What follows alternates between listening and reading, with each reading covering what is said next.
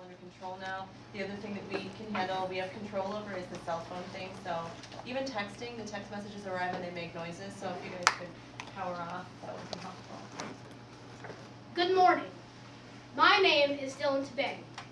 I will be presenting 3 Longfellow poems on human nature and emotion, which deal with death, regret, and love. My first poem will be A Psalm of Life.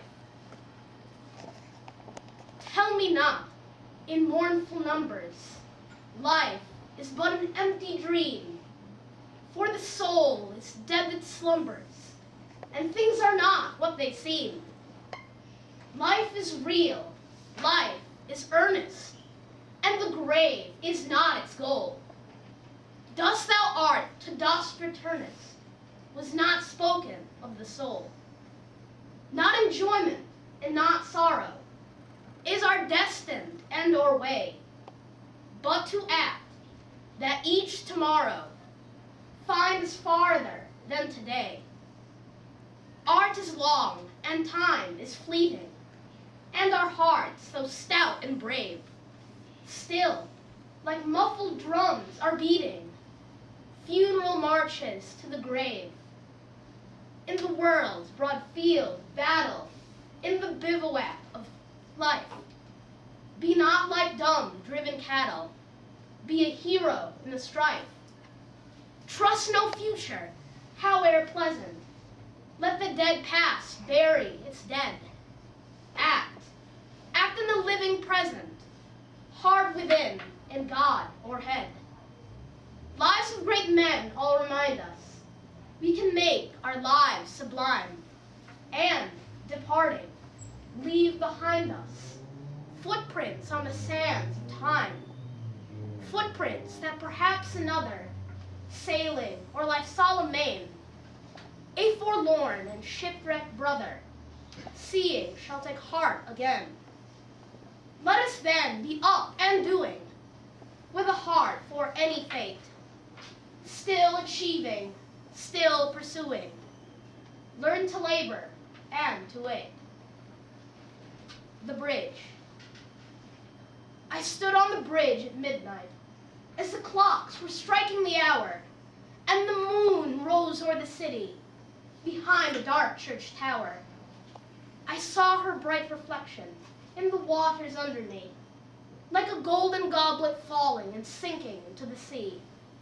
And far in the hazy distance of that lovely night in June, the blaze of the flaming furnace gleamed redder than the moon. Among the long black rafters, the wavering shadows lay, and the current that came from the ocean seemed to lift and bear them away. As sweeping and eddying through them rose the belated tide, and streaming into the moonlight, the seaweed floated wide. And like those waters rushing among the wooded piers, a flood of thoughts came o'er me that filled my eyes with tears. How often, oh how often, in the days that had gone by, I had stood on that bridge at midnight and gazed on that wave and sky.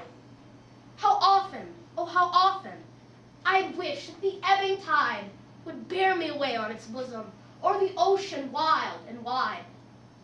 For my heart was hot and restless, and my life was full of care, and the burden laid upon me seemed greater than I could bear.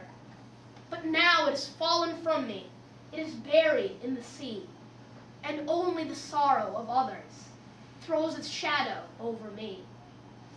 Yet whenever I cross the river, on its bridge with wooden piers, like the odor of brine from the ocean, comes the thought of other years.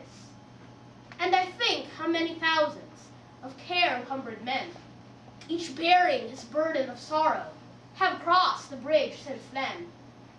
I see the long procession, still passing to and fro, the young heart hot and restless, and the old subdued and slow. And forever, as long as the river flows, as long as the heart has passions, as long as life has woes, the moon and its broken reflection and its shadows shall appear, as the symbol of love in heaven, and its wavering image here. The children's hour.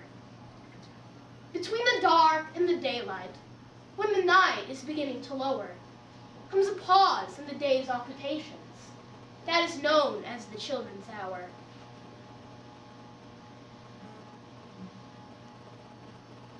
I hear in the chamber above me the patter of little feet, the sound of a door that is open, and voices soft and sweet.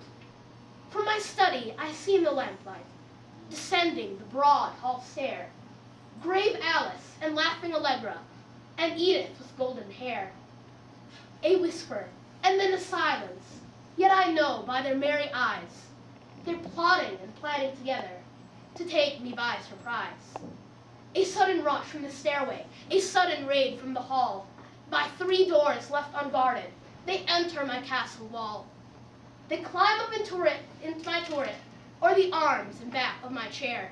If I try to escape, they surround me. They seem to be everywhere.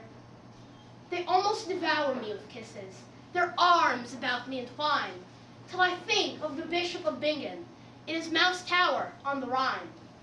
Do you think, O blue-eyed banditti, because you have scaled the wall, such an old mustache as I am is not a match for you all? I have you fast in my fortress, and will not let you depart, but put you down to the dungeon in the round tower of my heart. And there will I keep you forever, yes, forever and a day, till the wall shall crumble to ruin and molder in dust away.